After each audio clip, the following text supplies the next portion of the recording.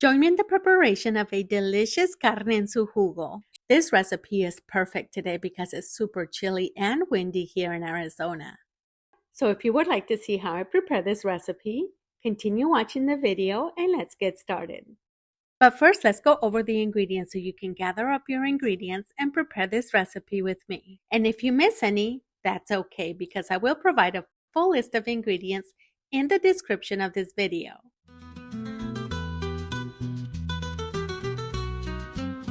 To make the cooking process easier, start by prepping your ingredients. First, we're going to wash the tomatillos, the cebollas, and the peppers in warm water. Then we're going to remove the stems from the serrano peppers. I'm using serrano peppers because we like ours extra spicy.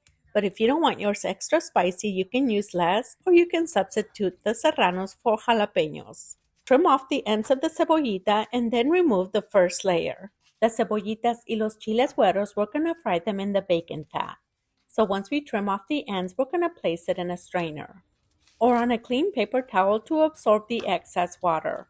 We want those to be completely dry before we fry them. Next, I'm going to chop one package of bacon into small bite-sized pieces.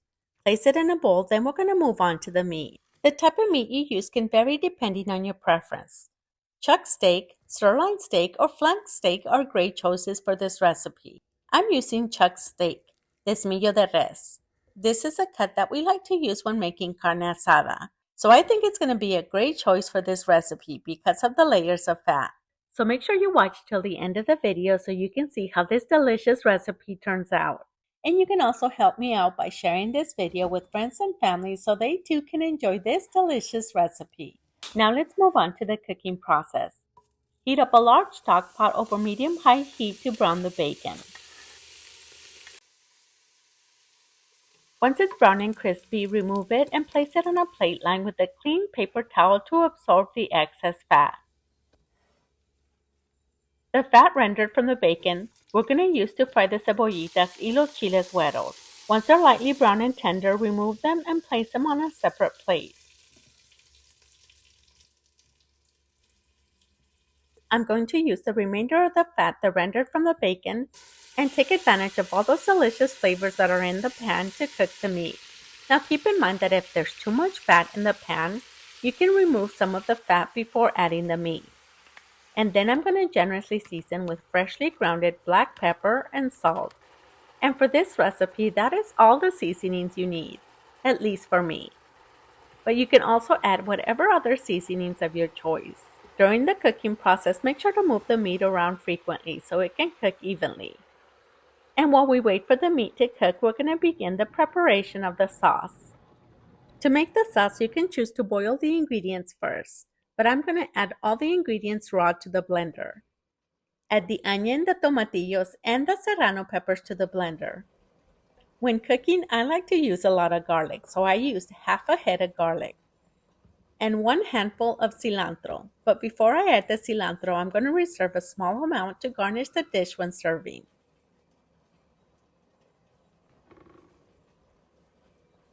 And to blend all these ingredients, I used 3 cups of beef broth.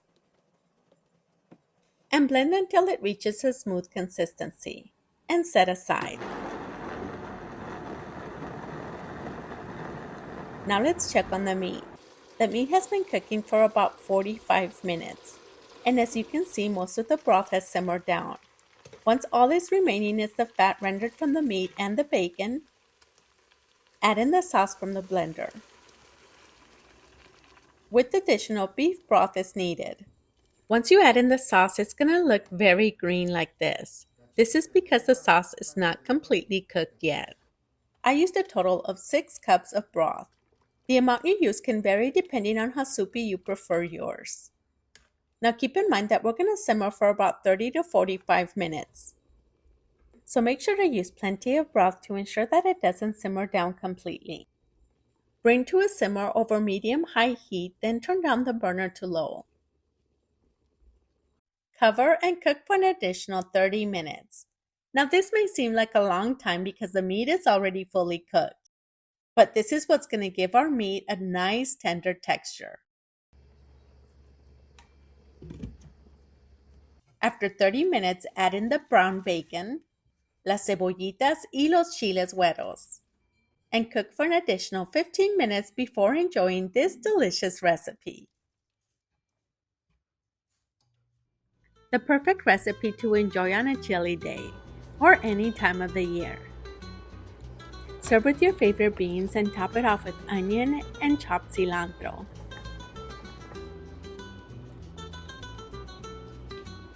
And serve with a side of corn or flour tortillas to enjoy this delicious recipe. Now let's see what my husband thinks of this recipe. I hope you enjoyed this video and the recipe.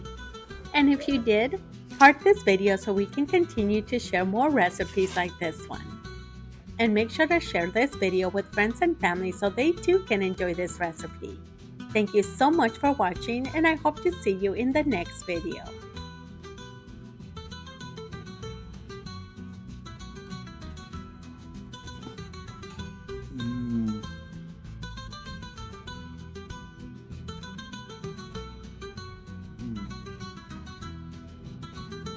Amen.